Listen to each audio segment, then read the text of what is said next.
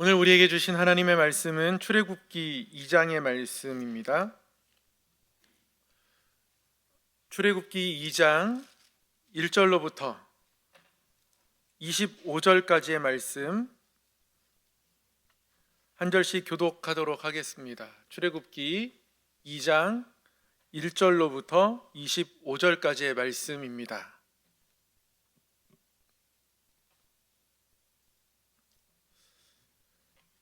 한 절씩 교독하겠습니다.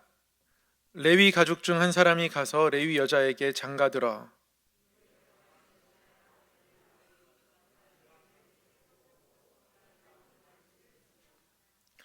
더 숨길 수 없게 되매 그를 위하여 갈대 상자를 가져다가 역청과 나무 진을 칠하고 아기를 거기 담아 나일 강가 갈대 사이에 두고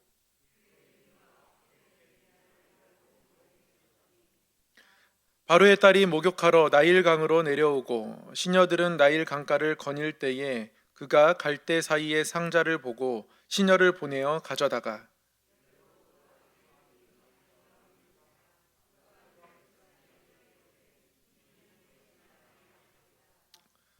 그의 누이가 바로의 딸에게 이르되 내가 가서 당신을 위하여 히브리 여인 중에서 유모를 불러다가 이 아기에게 젖을 먹이게 하리이까.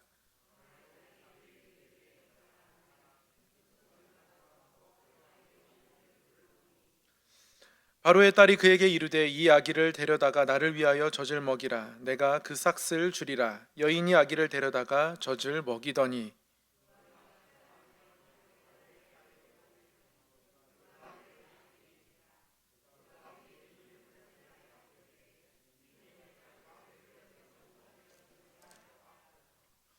모세가 장성한 후에 한 번은 자기 형제들에게 나가서 그들이 고되게 노동하는 것을 보더니 어떤 애굽 사람이 한 히브리 사람 곧 자기 형제를 치는 것을 본지라.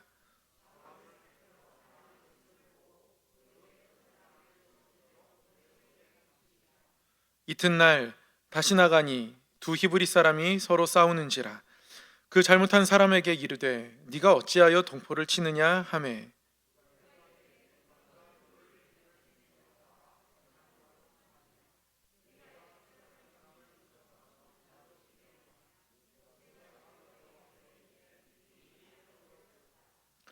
바로가 이 일을 듣고 모세를 죽이고자 하여 찾는지라.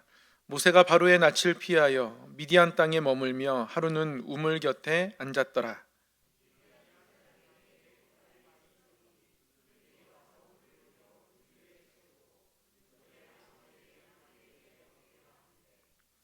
목자들이 와서 그들을 쫓는지라. 모세가 일어나 그들을 도와 그 양떼에게 먹이니라.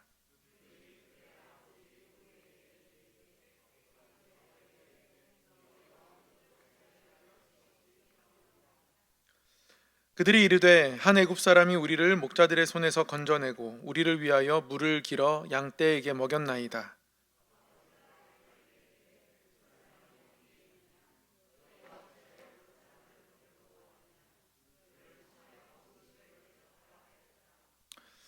모세가 그와 동거하기를 기뻐하며 그가 그의 딸 십보라를 모세에게 주었더니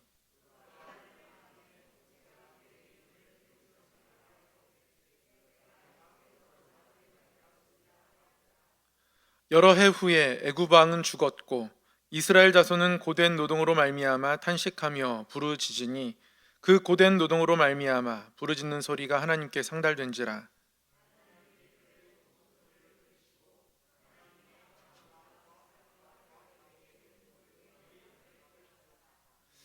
함께요. 하나님이 이스라엘 자손을 돌보셨고 하나님이 그들을 기억하셨더라. 아멘. 예, 우리 서로 한번 이렇게 인사하겠습니다. 여기가 제 자리입니다. 자, 네, 네, 네, 여기가 나의 지정석이란 뜻이 아니라요. 다른 사람은 앉지 마세요. 뭐 이런 뜻이 아니라 이곳이 우리가 있어야 할 제 자리 아닐까 싶습니다. 저도 지난 2주 동안 우리 전도사님 또 우리 최성락 목사님 이렇게 말씀을 전해 주셔가지고 앉아서 설교 시간에 설교를 들으면서 정말 모처럼 어떤 회중석에서 예배를 드렸고 너무 좋았는데요. 여기가 제자리인 것 같습니다. 여기 올라와서 더 좋다고 하면 더 좋은 것도 있고요, 더 힘든 것도 있고 그런 것 같습니다.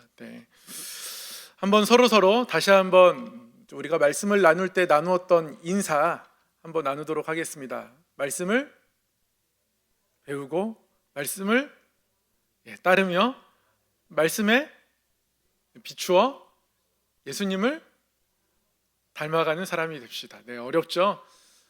한 줄씩 띄워드리겠습니다. 어떻게요? 자, 띄워주실래요? 자,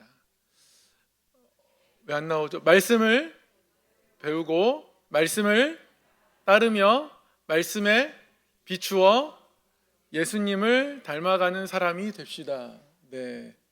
글씨가 이제 이상하게 나오네요. 제가 다음엔 더 잘, 원래 뒤에 되게 멋진 십자가 그림이 있는데요. 그래서 굉장히 은혜스럽게 준비를 했는데 안타깝습니다. 오늘은 출애굽기 강의 첫 번째 시간입니다. 앞으로 출애굽기 강해를 하며 하나님이 광야에서 또 약속의 땅으로 이스라엘 백성들을 어떻게 인도하셨는지 또 어떠한 일들을 행하셨는지 함께 나누길 원하는데요. 출애굽기를 이제 몇 달 동안 해나갈 거니까 출애굽기 전체를 일단 한눈으로 정리를 하고 가면 좋지 않을까 싶습니다. 출애굽기에는 이스라엘 백성들이 출애굽해서 시내산에 도착해서 그곳에서 하나님과 맺은 언약, 여기까지의 내용이 담겨 있습니다. 그래서 출애굽을 하나님께서 준비하시게 되고요, 그리고 여러 준비를 거쳐서 모세를 부르셔서 출애굽하게 됩니다. 그래서 출애굽기 12장에서 이스라엘 백성들이 애굽 땅을 떠나게 되죠. 그리고 광야의 길을 지나서 출애굽기 19장에서 시내산에 도착합니다. 그리고 그곳에서 언약을 맺게 되고요, 20장부터는 율법이 나옵니다. 20장에서 23장까지 율법이 나오고, 그리고 그 이후에는 하나님께서 다시 한번 언약을 확인하신 이후에 성막을 이렇게 지어라 라고 성막 규정에 대해서 나옵니다. 성막 규정이 31장까지 나오면 출애굽기에 나오는 대부분의 내용은 다 끝이 난 겁니다. 자, 하나님께서 율법도 주셨고 언약을 맺고 성막을 어떻게 지으라고 말씀을 하셨으면 이제 남은 것은 성막을 만들고 성막을 만든 이후에 출발하는 겁니다. 성막은 이동 가능한 거예요. 그래서 31장까지 성막을 어떻게 만들어야 되는가라는 성막 규정이 나오고요, 32장, 33장, 34장은 출발하기 전에 이스라엘 백성들이 시내산 아래에서 우상 숭배를 했던 것, 그 비극적인 사건, 그 이야기를 한 번 더 다룹니다. 그리고 나서는 성막을 이제 어떻게 짓는지 35장부터 40장까지는 성막을 이렇게 지었다라, 그 전에 성막을 이렇게 지어라, 그리고 성막을 이렇게 지었다, 성막 이야기가 다시 반복되어 나오게 되죠. 성막을 짓는 것으로 이야기가 끝나게 됩니다. 시내산을 떠나서 약속의 땅으로 향하는 이야기들은 민수기에 기록되어 있고요, 출애굽기는 애굽을 떠나서 시내산에 도착하기까지, 시내산까지 여기가 출애굽기의 이야기입니다. 오늘은 그 시작 즈음을 함께 나누도록 하겠습니다. 이스라엘 백성들이 요셉 때문에 70명의 요셉 가족들 애굽 땅으로 이주하게 되었습니다. 그리고 나서 시간이 굉장히 오랜 시간 흘렀습니다. 430년, 아주 긴 시간이 흐르는 동안 이스라엘 백성들은 점점 번성하기 시작했습니다. 그런데 점점 번성하는 이 사이에 애굽의 새로운 왕들이 새롭게 바뀌게 되며 이스라엘 백성들이 애굽에서 살아가는 것이 조금 힘들게 되어집니다. 요셉을 알지 못하는 새 왕이 그들의 왕족 가운데 들어서게 되었거든요. 역사적으로 보면 아마 애굽 19대 왕 람세스 2세가 아닐까 추측되는데요, 아니면 람세스 2세의 아들일 가능성도 없지는 않습니다. 대부분 애굽 19대 왕 람세스 2세가 이 요셉이 알지 못하는 새 왕일 것이라고 추론합니다. 요셉을 알지 못하는 새 왕이 들어섰는데요. 이제 요셉이 어떠한 유익을 이집트에 끼쳤었는지, 요셉이 어떤 활약을 했었는지 이들의 기억에는 남아있지 않습니다. 그래서 요셉을 알지 못하는 이 새 왕은 이스라엘 자손에 대해서 부정적인 태도를 갖게 됩니다. 특별히 이스라엘 자손이 너무 번성하고 있는 겁니다. 그래서 출애굽기 1장 9절 10절 말씀에 보니까 요셉을 알지 못하는 새 왕이 이렇게 이야기하죠. 그가 그 백성에게 이르되 이 백성 이스라엘 자손이 우리보다 많고 강하도다. 자, 우리가 그들에게 대하여 지혜롭게 하자. 두렵건대 그들이 더 많게 되면 전쟁이 일어날 때에 우리의 대적과 합하여 우리와 싸우고 이 땅에서 나갈까 하노라 하고. 요셉을 알지 못하는 새 왕이 두 가지 걱정하죠. 첫 번째는 너무 많다. 우리보다 더 많다. 우리보다 더 번성하고 있다. 이것 하나 걱정하고 있고요. 번성해서 애굽 왕의 모든 힘든 일들을 이스라엘 백성들이 다 감당하면 그건 괜찮은 겁니다. 근데 번성하면 번성할수록 걱정되는 것이 다른 나라랑 연합해서 다른 나라가 또 이스라엘 백성 꼬드겨 가지고 애굽과 전쟁이라도 치르게 되면 그 결과 어떻게 되겠느냐. 결국 이스라엘 백성들이 독립하지 않겠느냐. 다른 땅으로 떠나지 않겠느냐. 두 가지 걱정하고 있습니다. 이스라엘 백성들이 더 많아진다는 것, 그리고 그 결과로 이스라엘 백성들이 우리를 떠나게 될 거 아니겠는가. 두 가지 걱정하고 있습니다. 바로가 걱정하고 있는 이 두 가지는 사실은 하나님이 이미 아브라함과 이삭과 야곱에게 말씀하신 것이었죠. 하나님이 아브라함과 이삭과 야곱에게 어떤 약속을 주셨습니까? 너희가 번성할 것이다. 너희 자손이 별과 같이 많을 것이다. 바다의 모래처럼 많을 것이다.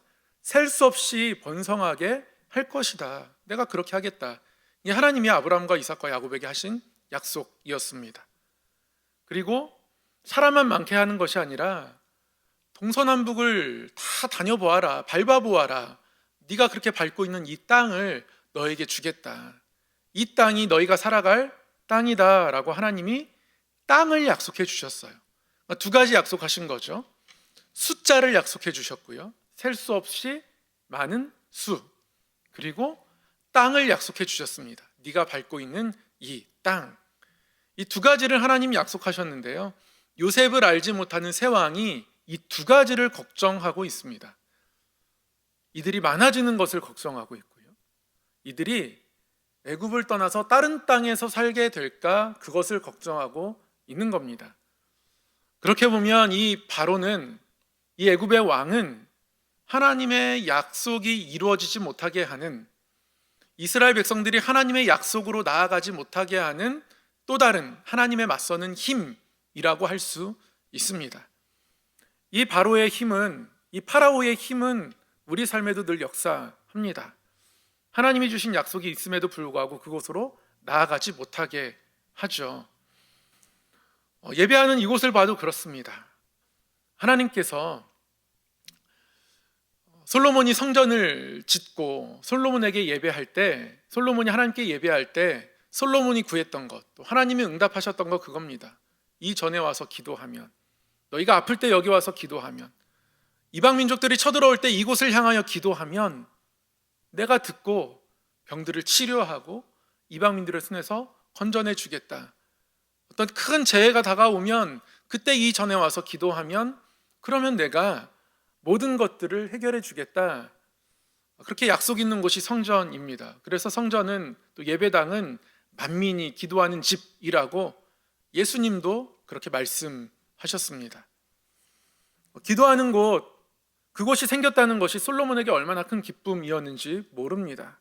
그래서 솔로몬은 하나님 앞에 온 마음을 다해 정성껏 성전 봉헌식을 올려드리고 성전이 우리에게 있는 것이 큰 기쁨인 것을 온 백성에게 선포합니다. 그리고 백성을 위하여서 축복의 기도도 길게 합니다. 성전을 향하여서 우리가 그런 마음들을 가져야 하죠. 여기가 제자리입니다. 우리가 하나님을 마주하는 이곳이 우리의 제자리입니다. 여기가 집이에요. 밤이 되면, 저녁이 되면 우리의 자녀들이 집에 돌아옵니다. 저도 저녁이 되면 집에 갑니다. 거기가 제자리이기 때문에 그렇습니다. 다 마찬가지일 겁니다. 이곳이 우리의 제자리입니다. 여기가 하나님의 집이기 때문에 그렇습니다.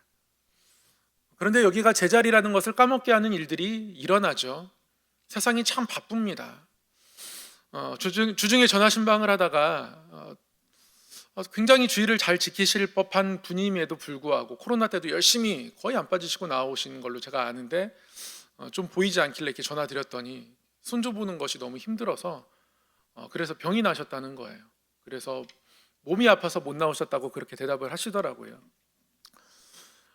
지금 권사님들 대부분은 손주를 보십니다. 그게 특별하지 않습니다. 손주를 보게 되었다 해서 아유 어떻게 그런 일이 일어났어? 놀라지 않아요. 올 게 왔구나. 나에게도 피할 수 없는 이 길이 왔구나 이렇게 받아들인단 말이에요. 간혹 손주를 보지 않으셔도 되는 상황이 있으면 그때 우리 권사님들 얼굴이 활짝 펴주시면서 나는 일주일에 한 번만, 나는 일주일에 두 번만. 그러면 매일 보시는 권사님들은 부럽다. 나는 매일 가야 되는데 언제 끝날지도 모르겠어. 그러다가 둘째가 임신되었다는 얘기를 들으면 끝이 보이기 시작했는데 곧 유치원 갈 것 같았는데 유치원 갈 그때쯤에 또 아이가 태어나면 또 봐야 되는 거예요. 이렇게 살다 보니까 하나님께 예배하는 것이 더 힘들어집니다. 육신이 힘들어지는 것을 어떻게 하겠습니까?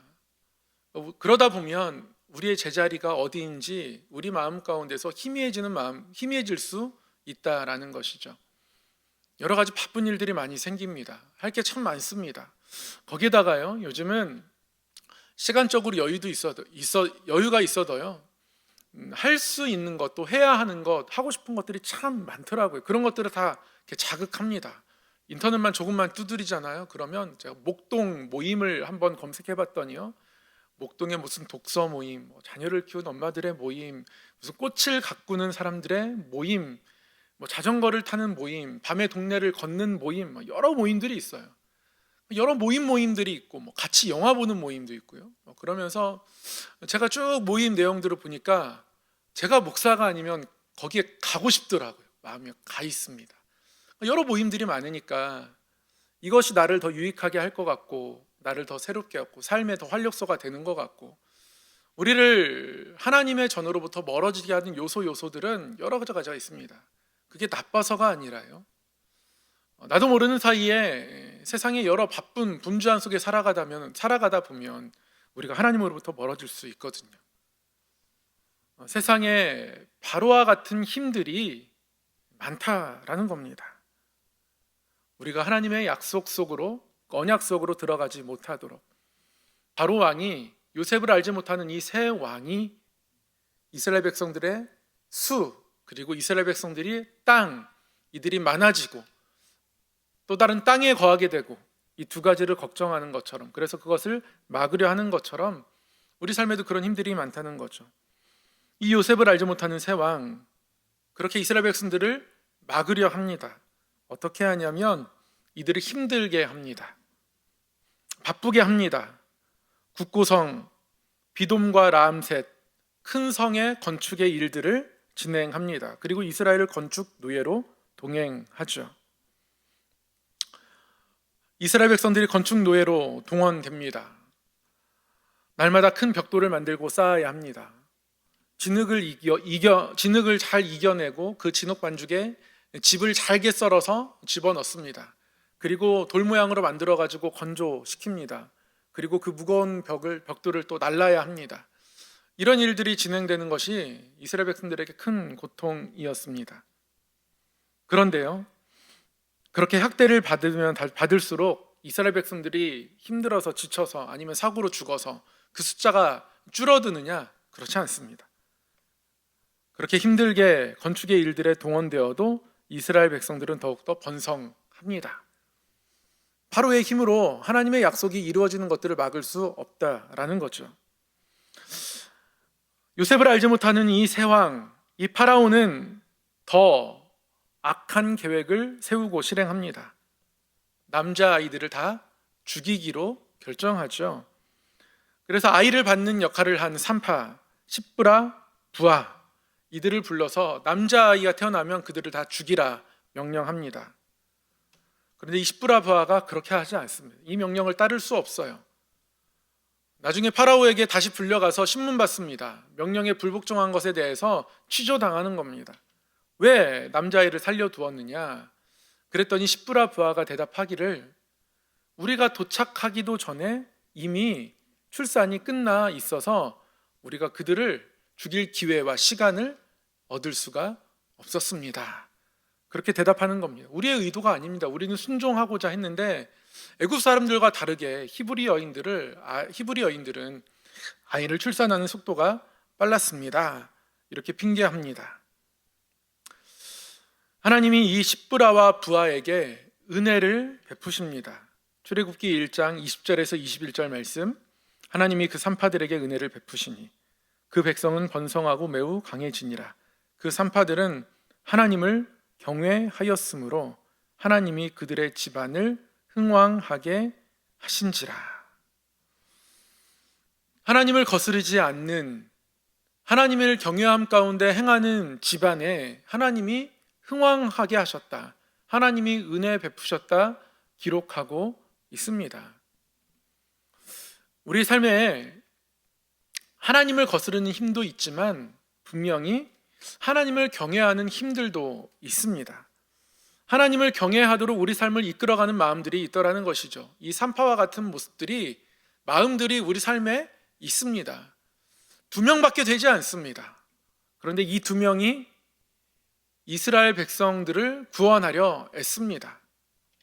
우리 마음이 희미하게 내가 예배의 자리를 기억해야 하지 않을까?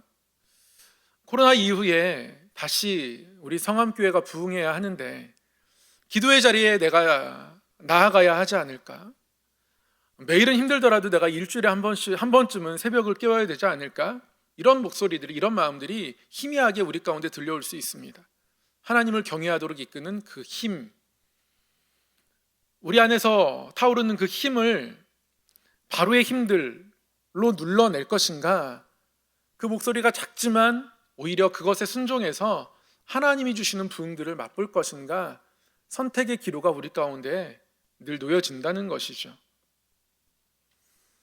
십부라와 부하처럼 하나님이 원하시는 자리에 나갈 수 있는 도전들과 순종이 우리 가운데 있기를 원합니다. 생명의 삶을 항상 월 말이 되면 사무실에서 판매합니다. 판매 부수가 늘 제자리입니다. 그러니까 사시는 분들은 사고요, 안 사시는 분들은 관심이 없습니다. 참 감사하게도요, 이 생명의 삶이 올랐습니다. 아주 비싸졌어요. 그런데 그 와중에도 판매가 줄지 않았다는 건 감사합니다.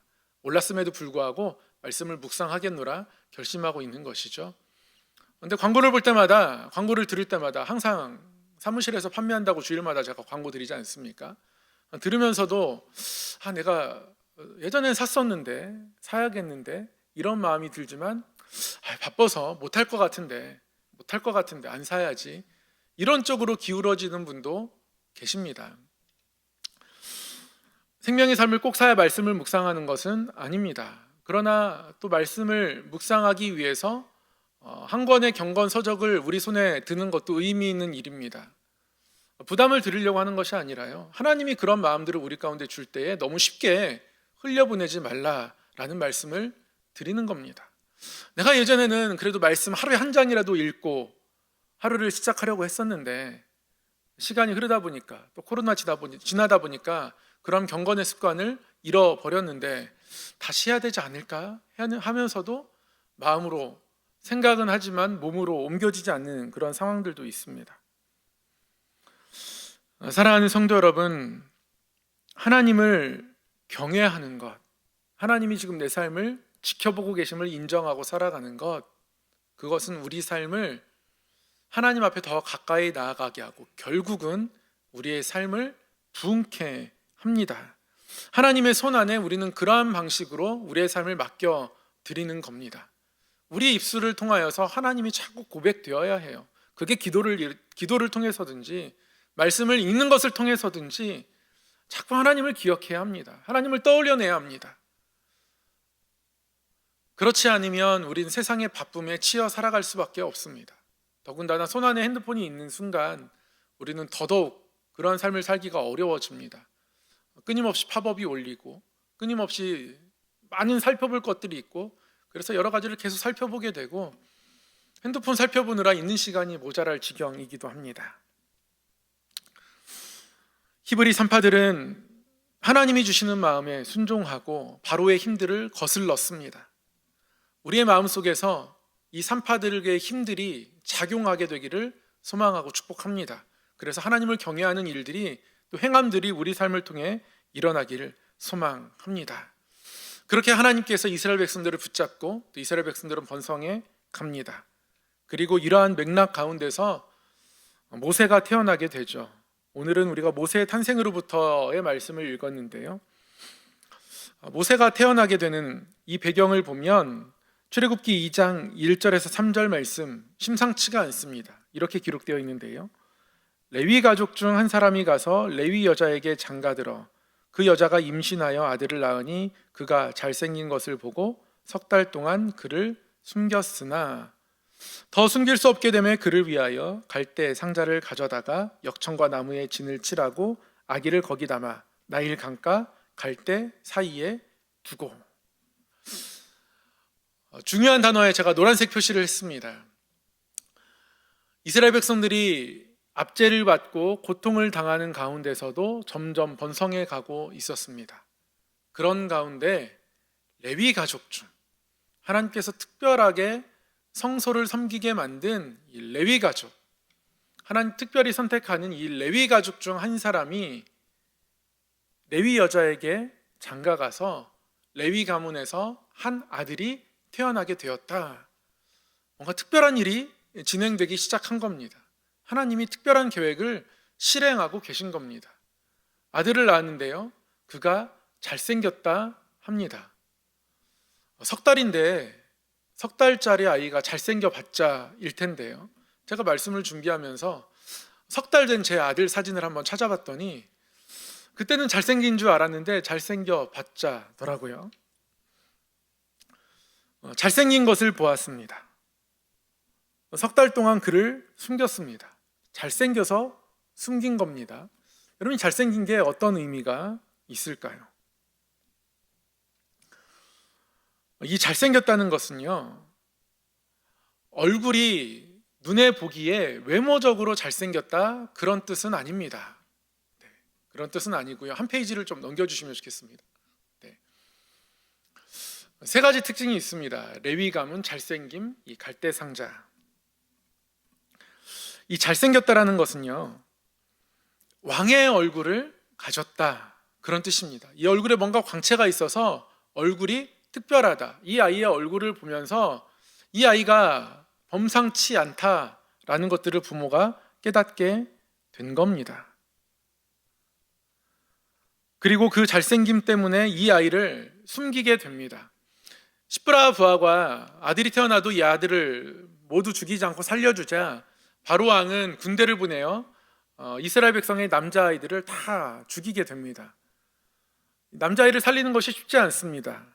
그런데 이 아이가 잘생겼습니다. 특별하게 생겼습니다. 얼굴이 남다릅니다. 하나님께서 택하셨음을 본능적으로 그 부모가 깨닫게 되었습니다. 그렇게 하나님 앞에 택함받은 모세의 모습이 어릴 때부터 특별해 보였습니다. 그래서 갈대 상자에 담습니다. 이 갈대 상자가요, 히브리어로 테바입니다. 이 테바는 영어로 아크, 노아의 방주 할 때 이 노아의 방주가 바로 테바입니다.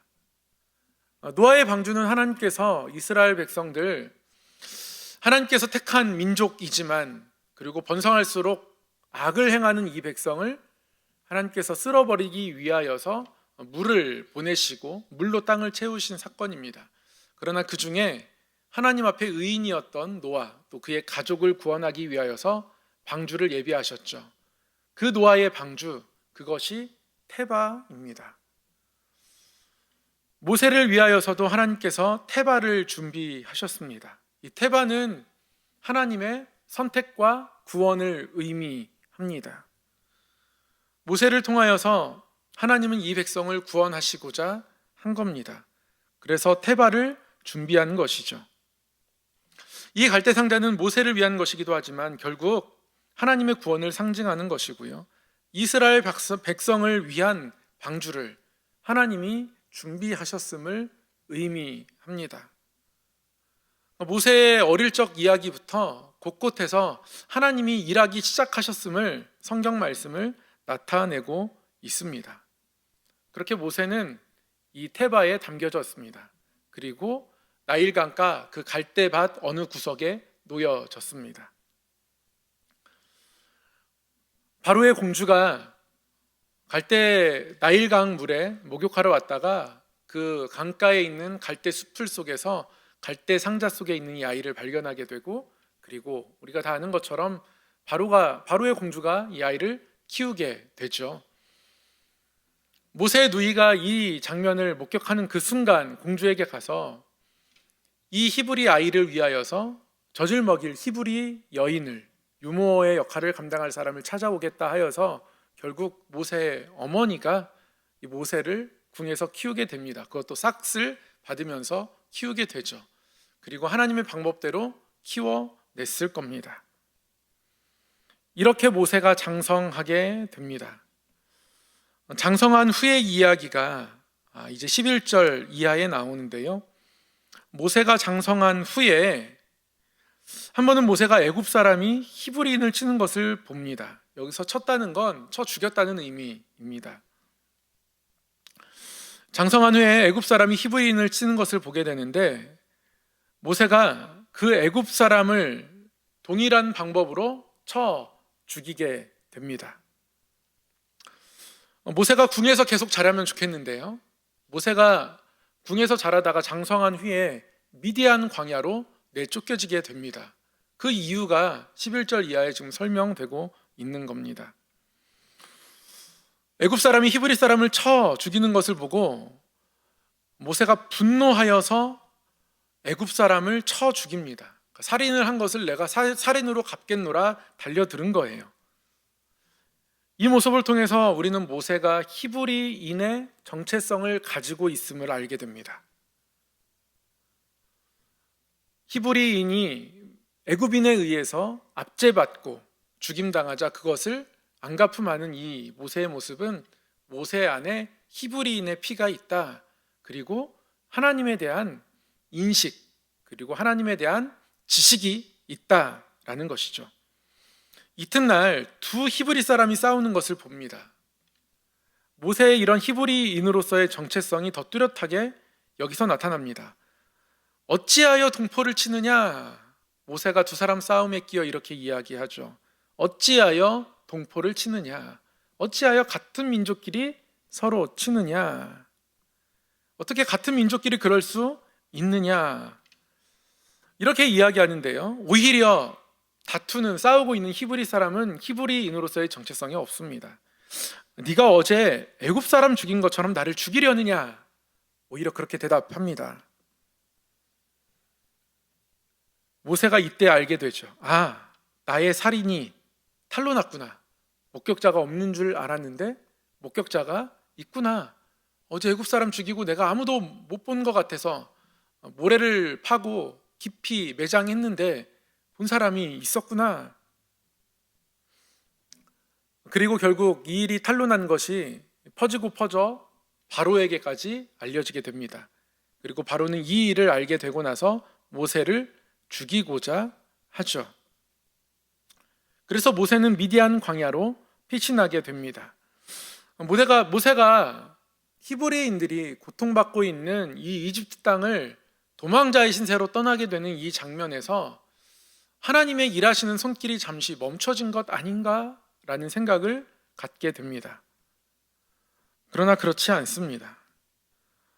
미디안 광야로 도망자의 신세로 모세는 쫓겨왔지만 여기서 미디안 제사장이 7달들이 우물에서 물 먹이는 곳, 거기서 미디안 제사장이 7달들을 만나게 되고, 그곳에서 다른 목자들이 미디안 이 여인들을 공격하자 모세가 이 여인들을 도와줍니다. 그러니까 모세는 오지랖이 넓은 사람이었던 것이 분명합니다. 싸움에 끼어들고 또 다른 싸움에 끼어들었는데 그것 때문에 쫓겨났는데 또 다른 싸움에서 또 끼어듭니다. 그러나 이렇게 오지랖이 넓은 모세, 그에게 또한 정의감과 끈기가 있음도 함께 보게 되죠. 결국 이 사건을 계기로 모세는 십보라와 결혼을 하게 됩니다. 여기서 가정을 꾸리게 되죠. 그리고 결국 광야 곳곳을 다니게 됩니다. 결국 광야는 모세가 훈련받는 곳이 되고요, 모세가 준비되는 곳이 됩니다. 그리고 나서 여러 해 후에 모세를 쫓던 파라오가 죽게 됩니다. 파라오가 죽게 된 이후의 말씀이 23절로부터 25절까지의 말씀이죠. 한번 우리 한 목소리로 함께 읽겠습니다. 시작. 여러 해 후에 애굽 왕은 죽었고 이스라엘 자손은 고된 노동으로 말미암아 탄식하며 부르짖으니 그 고된 노동으로 말미암아 부르짖는 소리가 하나님께 상달된지라. 하나님이 그들의 고통 소리를 들으시고 하나님이 아브라함과 이삭과 야곱에게 세운 그의 언약을 기억하사 하나님이 이스라엘 자손을 돌보셨고 하나님이 그들을 기억하셨더라. 아멘. 하나님이 일하시는 것이 중지된 것 같으나 그러나 결국 이스라엘 백성들은 출애굽해서 광야의 여정을 지나야 합니다. 그 여정을 인도할 모세를 하나님은 미리 광야에 보내셔서 훈련시키고 있는 겁니다. 광야의 길이 어떠한지, 얼마나 험한지, 어떠한 것을 피해야 하는지 모세는 미디안 광야에서 훈련을 받고 있는 겁니다. 그렇게 모세는 왕자로서 40년을 지냈고요, 미디안 광야에서도 40년이란 긴 시간을 지냅니다. 그리고 이 40년 동안 이스라엘 백성들은 여전히 고통받습니다. 그래서 고통 가운데에 그 힘든 노동으로 말미암아 탄식하며 부르짖습니다. 이 탄식과 부르짖음은 40년 동안의 부르짖음입니다. 그런 그들의 고통 소리를 하나님이 들으십니다. 너무 긴 시간 동안 하나님께 부르짖었어야 했죠. 그래서 마치 하나님이 일하시지 않는 것 같았습니다. 그러나 하나님은 기억하고 계셨습니다. 무엇을요? 아브라함과 이삭과 야곱에게 했던 약속 두 가지였습니다. 무엇이었죠? 그 수를 번성케 하겠다. 별처럼 모래처럼 많아지게 하겠다. 그리고 아브라함에게 네가 밟았던 그 땅, 이 땅에 거하게 하겠다. 하나님 그렇게 약속하셨습니다. 그리고 그것을 기억하고 계십니다. 하나님이 기억하셨으니 어떻게 하시겠습니까? 기억하시는 하나님은 그 백성을 돌보십니다. 하나님은 기억하시고 돌보시는 하나님이십니다. 창세기 8장 1절에 보면요, 하나님이 노아를 기억하셨다라고 기록하고 있거든요. 하나님이 노아와 그와 함께 방주에 있는 모든 들짐승과 가축을 기억하사 하나님이 바람을 땅 위에 불게 하심에 물이 줄어들었고, 언제부터 물이 줄어들기 시작한 겁니까? 하나님이 기억하셨을 때, 하나님이 바람을 땅 위에 불게 하심에 물이 줄어들었고 기품의 샘과 하늘의 창문이 닫히고 하늘에서 비가 그침에 물이 땅에서 물러가고 점점 물러가서 150일 후에 줄어들고, 하나님이 노아를 기억하셨을 때, 그 방주를 기억하셨을 때 물이 줄어들기 시작했습니다. 바람을 땅에 불게 하고요, 하늘의 창문을 닫히게 하셨다 기록합니다. 하늘의 창문을 하나님이 닫으셨습니다. 그리고 물이 땅에서 물러가고 점점 물러갑니다. 물러가고 또 물러갑니다. 그렇게 물이 줄어들게 하셨습니다. 언제요? 하나님이 기억하셨을 때, 하나님은 하나님의 약속을 기억하십니다. 그리고 그 이스라엘 백성들의 부르짖음을 들으시고 그 백성을 돌보십니다. 이스라엘 백성들은 끊임없이 하나님께 부르짖었습니다. 우리말 성경에는 부르짖었다 이렇게 이야기하지만 이 말이 히브리어 원어로 보면 계속해서 부르짖었다라는 뜻입니다. 부르짖음이 계속되었다 이런 뜻입니다. 그러니까 이스라엘 백성들은 계속해서 부르짖은 겁니다. 이스라엘 백성들이 하나님을 기억하고 있는 겁니다. 그리고 하나님도 이스라엘 백성들을 기억하십니다. 그러는 가운데에 하나님이 일하기 시작하는 것이죠. 우리는 하나님께 이렇게 기도할 수 있습니다. 하나님, 나를 기억하옵소서. 하나님이 우리를 기억한다라는 건 잃어버렸던 기억력을 회복한다 그런 뜻이 아니라요. 하나님이 우리를 기억하신다는 건 하나님이 우리에게 주신 약속들을 하나님이 이행하신다 그런 뜻입니다. 한번 제가 사소한 일로 아내에게 짜증낸 적이 있습니다.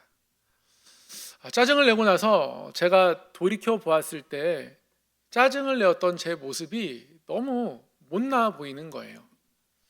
그래서 편지를 썼습니다.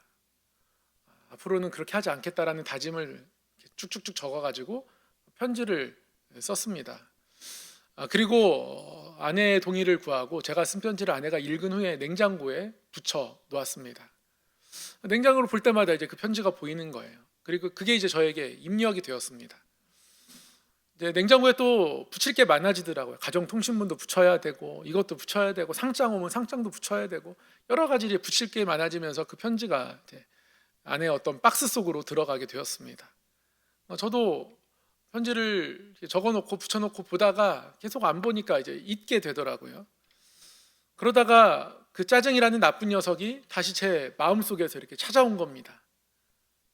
그때 제가 기억하게 되었습니다. 그래, 내가 그때 그렇게 편지했었지. 지금 내가 짜증내면 내가 분명히 후회할 거다라는 생각으로 제가 그 편지를 기억했습니다. 기억했으니 어떻게 되겠습니까? 저의 행동이 변하게 되겠죠. 기억한다라는 건 그런 겁니다. 하나님이 우리를 살피고 계십니다. 알고 계십니다. 근데 하나님이 우리를 기억하신다라는 고백을 우리가 가지고 살아가는 건 우리의 내면으로부터 하나님, 내가 하나님께 기억되고 싶습니다. 이 마음을 표현해내는 겁니다. 하나님이 기억하셨다라는 이야기를 성경에 기록하는 건 기억되기를 원하는 마음을 우리가 품게 하기 위함이란 말씀입니다. 하나님이 방주를 그렇게 힘들게 만들게 했는데 방주에 태워놓고 비 내리게 한 다음에 하나님 노아를 까먹으셨겠습니까? 하나님 다른 일 하느라 여기다가 비 내리게 했는데 내가 비 내리는 걸 닫아야 되는데 까먹겠습니까? 저는 자취할 때 아침에 보리차 주전자에 올려놓고 까먹고 교회 간 적이 있습니다. 그래서 저녁에 와보니까 주전자가 새카맣게 다 탔더라고요. 제가 주전자에 보리차 이렇게 넣고 가스 켜는 줄 몰랐습니다. 이 사건 이후 집주인 할머니께서 저한테 집 나가주셨으면 좋겠다고, 불 날 것 같다고, 불안해서 못 자겠다 그렇게 말씀하셔가지고 제가 그 집을 떠나게 되었던 그런 일이 있어요. 하나님은 그러셨겠습니까? 저는 그래도 하나님은 안 그렇죠. 하나님 그렇지 않습니다. 근데 왜 하나님 노아를 기억하셨다 말씀하십니까? 우리가 하나님께 기억되기를 바라시는 거예요. 하나님이 그것을 기억하고 계시는데 그것이 우리에게 특별한 의미로 다가오길 원하시는 거고요. 하나님이 나를 기억하시는 것 때문에 내가 소망이 있다는 것을 내 마음에 품기를 원하시는 겁니다. 그렇게 하나님이 우리의 간구와 함께 일하고 싶어 하시는 겁니다. 그래서 하나님 기억하신다 이런 표현들이 성경에 나오는 겁니다. 하나님이 노아를 기억하셨고요. 하나님이 이스라엘 백성들에게 하신 약속을 기억하셨습니다. 그때까지 까먹고 계셨다는 뜻이 아니라 하나님이 기억하신다는 것은 이제 하나님이 일하신다. 이들의 마음이 하나님 앞에 반응할 수 있는 상태에 이르렀다. 하나님께 그렇게 간절히 부르짖었다. 어떤 일들이 그 가운데 40년 동안 이스라엘 백성들에게 일어났는지 모르지만 서로 히브리 동족끼리 싸우면서도 모세가 그곳에 있을 때에는 그들이 동포인지 그렇지 않은지가 별로 중요하지 않았을 텐데, 그럼에도 불구하고 히브리 사람들이 하나님께 부르짖는 일들을 계속 해오고 있었고, 계속해서 부르짖어서 그들이 하나님께 기억되기를 간절히 바라는 마음들로 그들이 가득 차게 되었고, 그리고 그때 하나님은 일하기 시작하신다. 그리고 이제 하나님은 3장에서 다음 주 수요일에 모세를 부르시겠죠. 하나님이 이제 본격적으로 움직이시는 일들이 일어납니다. 사랑하는 성도 여러분, 하나님의 기억하심은 하나님의 돌보심으로 이어집니다. 이 하나님의 기억하심은 하나님이 깜빡 잊으셨다, 다시 생각난다, 그런 뜻이 아니라요, 우리가 하나님께 기억되길 원하시는 그 마음이 우리 안에 가득히 차서 하나님 앞에 그대로 전해졌다라는 것을 의미합니다. 그때 하나님의 돌보심이 우리 가운데 시작되는 것이죠. 우리 안에 그러한 기도가 회복되길 소망합니다. 하나님, 우리 가정을 기억하여 주시옵소서. 하나님, 우리 자녀들을 기억하여 주시옵소서. 구역식구 한 사람 한 사람 명단을 보면서 하나님, 이 이름들을 기억하여 주시옵소서. 하나님, 눈물 가운데, 수고 가운데, 땀 가운데 세워준 우리 성암교회를 기억하여 주시옵소서.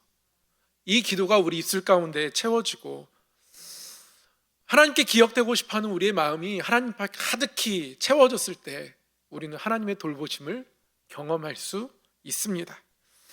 하나님의 기억하심이 얼마나 귀한 것인지 우리는 말씀을 통해 다시금 깨닫게 됩니다. 그 하나님을 간절히 구하고 하나님께 기억되기를 간절히 소망하는 마음들이 다시 한번 우리 가운데 새롭게 일어나서 하나님이 돌보시는 가정, 하나님이 돌보시는 교회, 하나님이 돌보시는 우리 성도의 삶으로 날마다 살아가는 은혜 있기를 간절히 소망합니다. 아멘.